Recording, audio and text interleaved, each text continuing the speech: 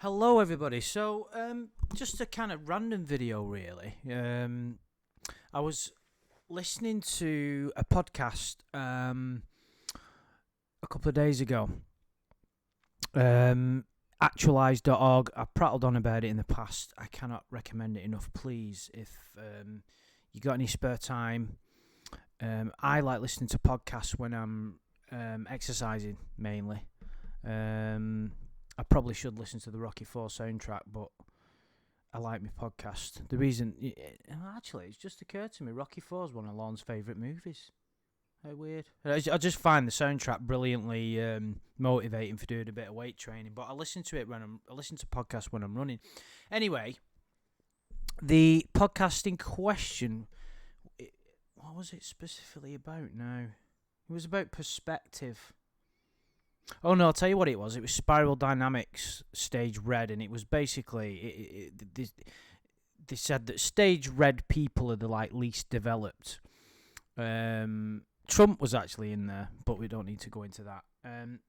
And obviously, I thought about Lorne, and the way he put it, he talked about what I've mentioned many times in the videos. His videos are where I get a lot of my sort of inspiration to seek the deeper meanings from, and I always kind of relate it back to this kind of to predators and Lorne is because I have a channel based on it and I like to talk about these things, and I think some people get something out of it. It's not quite as mainstream as the usual type of videos, but he talked about how ridiculously malleable our minds are when we're younger, and our sort of sort of propensity to be shaped by our surroundings, so much so that I don't think we really truly grasp it.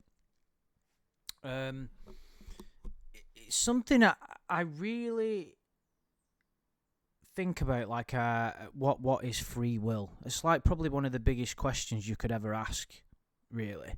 What is it that makes somebody like Lorne repeatedly make the wrong decisions? And the way that he put it, and the reason I kind of wanted to make a little video about it, was he said that it's your BIOS. You have a computer BIOS that kind of operates, or if you will, an operating system. BIOS is a bit deeper. I'm not a computer programmer, but you've got the BIOS, and then you've got, on top of that, you've got Windows. But your BIOS is what makes the computer function. And he basically made the analogy of the way that you're shaped in your very early years is like a computer's BIOS, and that shapes your whole existence. And it doesn't just shape. It's like, think about your perspective, right? And your perspective of the world, and how you think about it, and your emotions, and that you look at situations and you feel a certain way. You look at, you speak to people a certain way. It's a remarkable thing, right? That everybody has a unique perspective on the planet. Every single person, and you think that you've got dominion over perspective, the ultimate perspective, which, if you really stop to think about it, yours is just one perspective among billions. And then if you take that into the animal kingdom and each individual life form on the planet, you're talking trillions when you get down to it. It's a remarkable thing. And then you can go beyond. I'm going pretty deep with this video already. You can go beyond that and think about how many Earth-like planets there are going to be in our galaxy alone, and then it blows your mind. And when you really ponder the deep questions like that, you look at someone like Lorne, and it looks a little bit differently. So I'm going to do a stream, hopefully with Shin, Tiffany, Amanda James at some point soon, but we're kind of collating a bit more information about trying to piece together Lorne's past, and trying to figure out how he ended up like he did. And of course, we have to remember that he's not history's greatest monster. Some people do believe that he's evil, pure evil. There's a few that, you see, the thing is, I have a very different perspective on what evil actually is than you know. You can look at, like, let me give you a perspective of like somebody who I hate, despise is probably a better word, but in the TCAT world is Westerbeck. I think my videos got taken down because of the language I used in the video against him. He's someone that makes my blood boil. But I also, when I'm a bit calmer, look at him and I ask, does he have free will? Now, someone listening to this is going to think, you moron, of course he's got free will. He's choosing to do those things. So ask yourself a question. What do you think free will actually is? What do you believe it to be? Do you believe that you always have a choice, that it's totally your own decision? Well, what if I told you that you don't have free will, like you think you do? When your mind, when you are not aware of what your mind is fully, and you're so influenced by the outside world and you're told what to think, you're told how to dress, you're told everything since you were born, and it's all bullshit. Everything. This is why there's this issue with like gender fluidity. I get the basic principle of it, that, you know, you've got, like, you know, male and female is social constructs, you know, femininity and all that. I get it, but people have gone too far with it, and that's the problem with humans. When you find a truth, the egotists get hold of it, or the far left of you. When did I start using far left and far right? It's when I've started doing a bit more research into American politics and whatnot, listening to Jordan Peterson. But when certain groups of people get hold of it, the meaning gets totally fucking lost, and then groups of the far right will get hold of it, and then you create, you know, a sort of philosophical battle, if you will. It's it's quite interesting. But yeah, if you kind of like think about what do you believe that you have total free will? Only if you're able to put your mind to one side, in my opinion. Eckhart Tolle was asked this question in one of his talks, and his response was basically, I mean, it was a 10-minute long response, but the top and bottom of his response was yes and no. And he believed, what I happen to believe, is that you have free will when you go beyond the mind, the carnal mind, it says in a lot of spiritual teachings. So someone like Lorne is at the mercy of emotions and thought patterns that he doesn't really understand, and it's all, and there's fear that clouds his judgment as well, like so much, you know. He's afraid of so much, and he always has been, and life's been difficult for him, and so if you think about when he was kind of younger. He was kind of the youngest person in the family, you know, out of his siblings. So that's going to... he will have been bullied because he grew up in a challenging environment where his mum struggled to cope with him. I've mentioned in other videos, not struggled to cope with him, but raising so many kids. Lorne was the youngest. There will have been... there will have been bullying. To what extent? We're never going to know the answers to. I think that it's quite obvious that he's a sensitive character. His dad left him. That will have had an impact. I know he plays on it because people like him do. Lorne was born into a ridiculously challenging environment. And I know that this argument pisses me off when people say it. It just shows a total lack of the basic point that I'm trying to get across when people say, well, I was the youngest and I never tried abusing a kid. Well, yes, I'm fully aware that not every single person who is in that situation will do what Lorne does. But let's just say this, for instance. Let's say that, you know, someone's thinking that, but yet they had a really loving mother and father, or they were very successful at school, so they had something at some level of escape, some kind of light. But let's just say you grow up, and things could have. There's people that grow up in a lot worse positions than Lorne with regard to, but each person's life is the perfect storm of the situation that underwrote it, if that is worded. I think you get what I'm saying. So like, you can't, you put everything together that happened in his life, like born, he was the youngest, wouldn't have got the probably the necessary attention from his mother. His father fucked him off, got bullied by his siblings, I don't think he was too bright, so he probably struggled in earlier school academically, so that is going to really massively impact his self-esteem as he's developing an ego. I think it was a book called The Four Agreements, and you know what? It was someone in the comments section that actually recommended it. And in one of the four agreements is choose your words very carefully, or something along them lines. I probably should have remembered what the four agreements were, but it was it was like your words, speak the truth, basically. It's like really important. And it said in that book, and it was something that always stayed with me, because I haven't got a huge kind of, my memory's not the best. It reminds me of when what did Lorne say that time? It was like, I can't fucking name any. That was quite a good impression, that, you not think?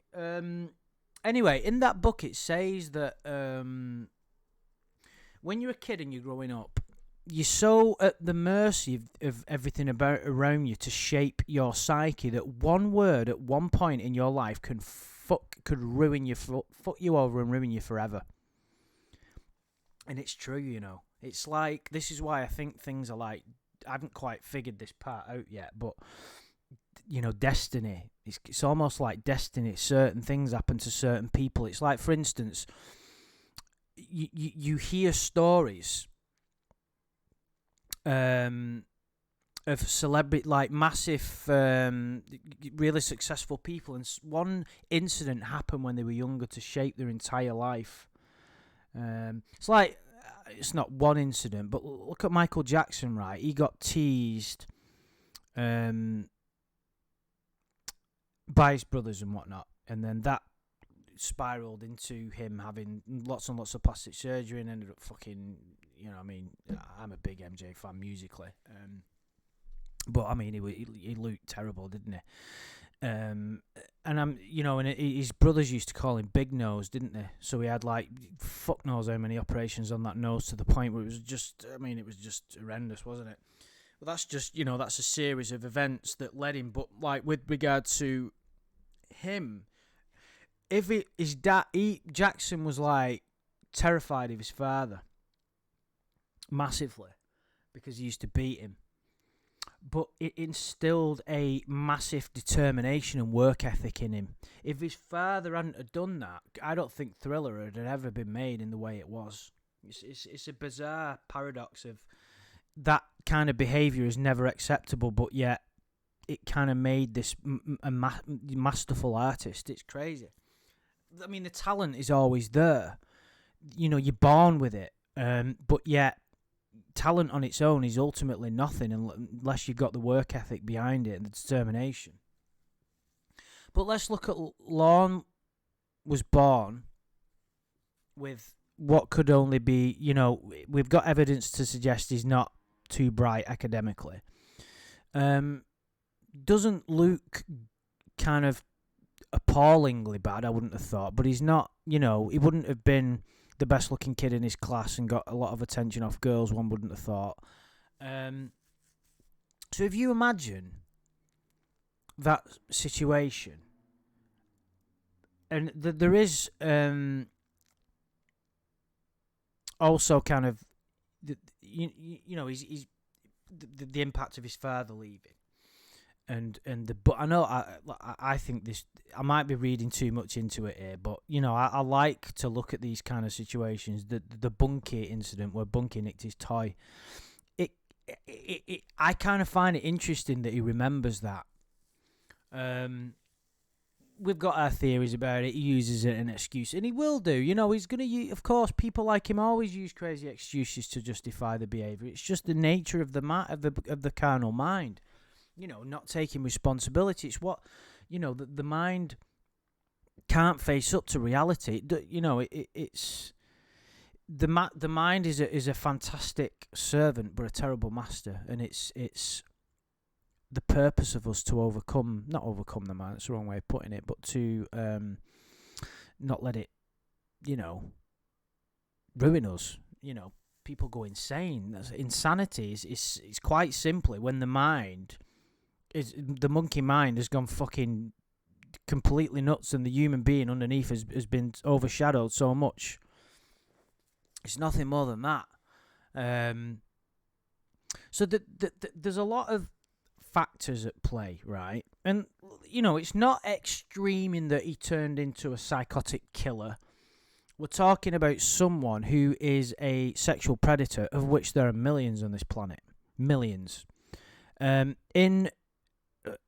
I've been reading that book, Sapiens, in the past 20,000 years ago, whatever, behaviour like Lorne's wasn't seen as badly as what it is today. He's probably pissed off that he wasn't born so long ago. But our judgment system, our value system was very different back then. And that's just to give it a bit of perspective in that, like, you know, as humans, we paint this value system of evil, of good and bad, and we believe it to be the ultimate perspective. We get a bit lost in it sometimes.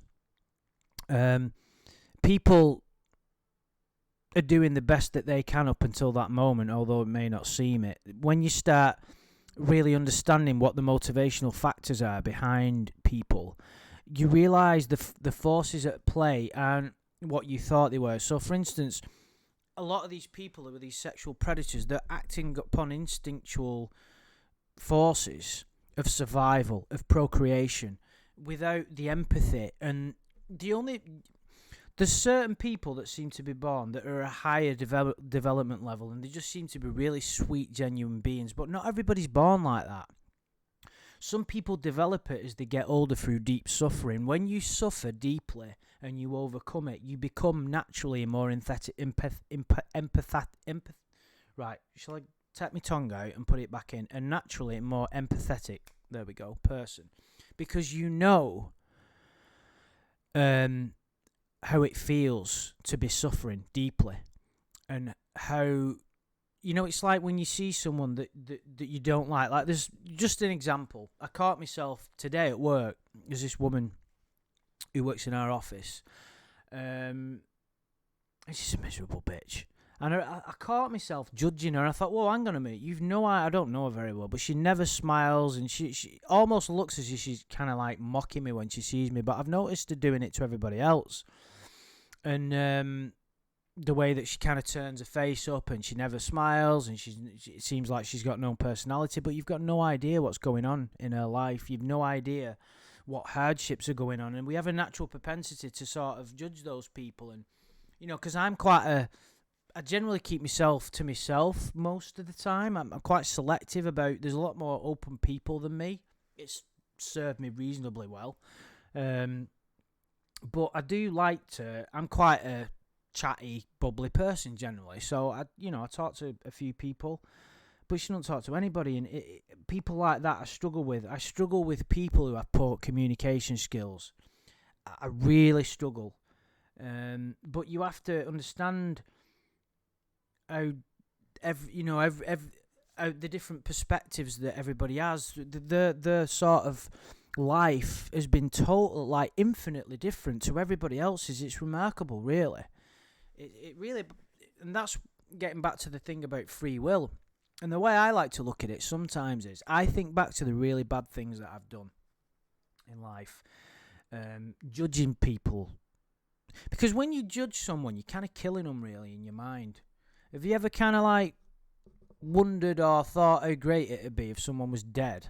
Especially with the predators when they do terrible things. But have you ever I wish that, we have the little glimpses of thoughts when the carnal mind takes over. Or a lesser extreme version of that would be to judge someone as just a prick or, what a fucking idiot, probably, I'd like to kick their heads in. You're kind of killing them in your mind at that point. It's like, what's the difference between that and somebody that punches them and beats them up severely?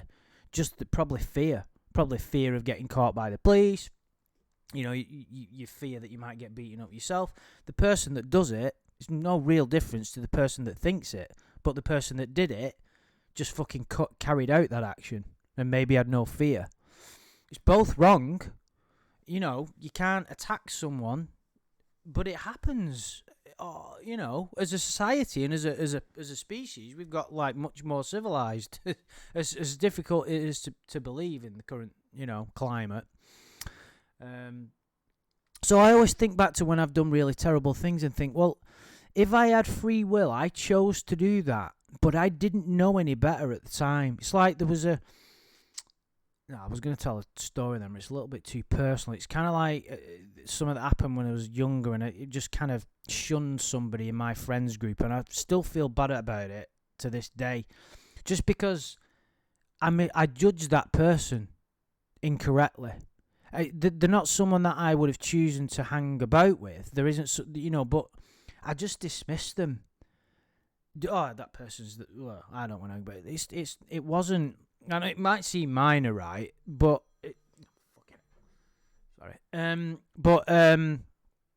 that stays with me because there were consequences of that.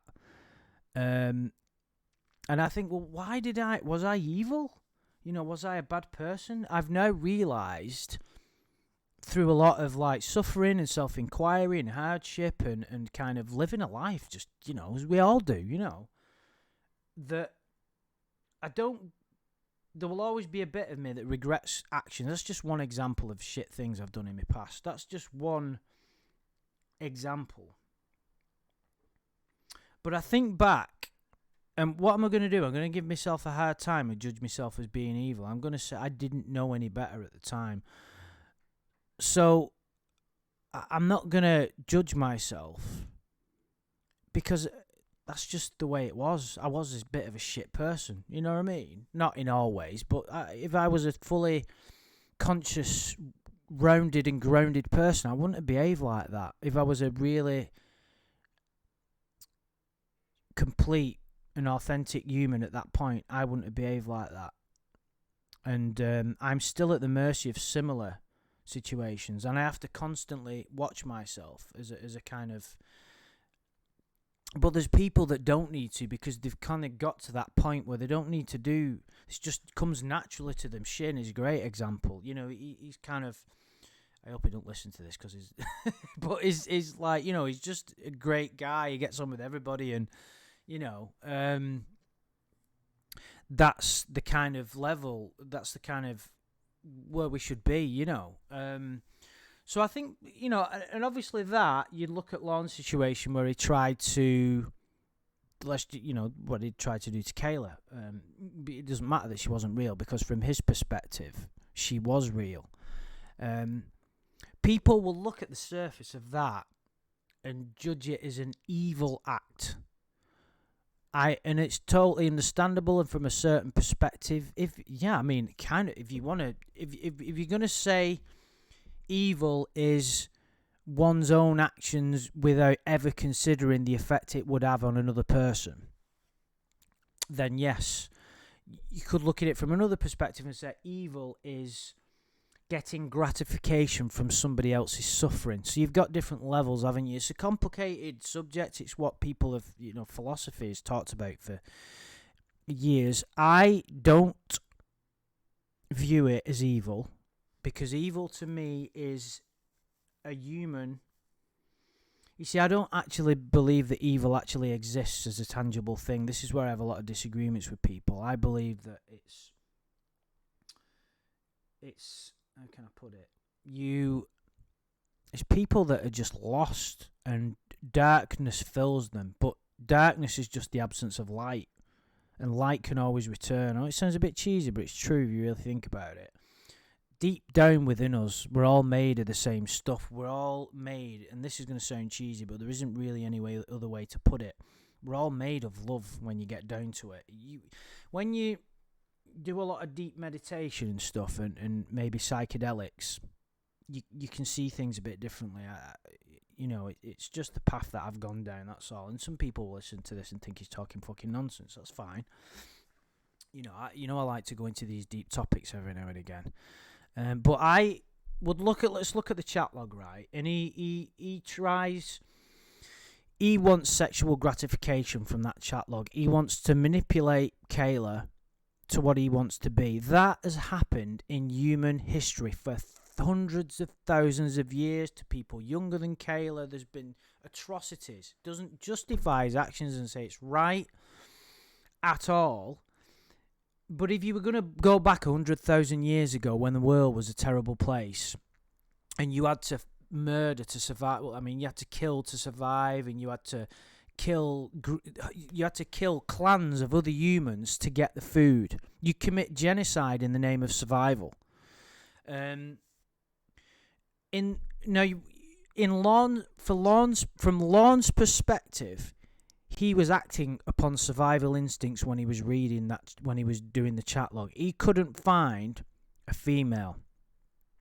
He didn't have enough belief in himself that he could find one. He didn't. So from his perspective, in order to survive and procreate, that's what he had to do at that point.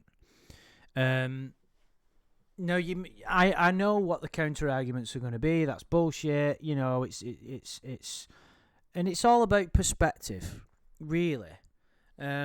You've got to understand perspective is so important. A train of thought and a way of looking at things is so unique to each person, and every perspective.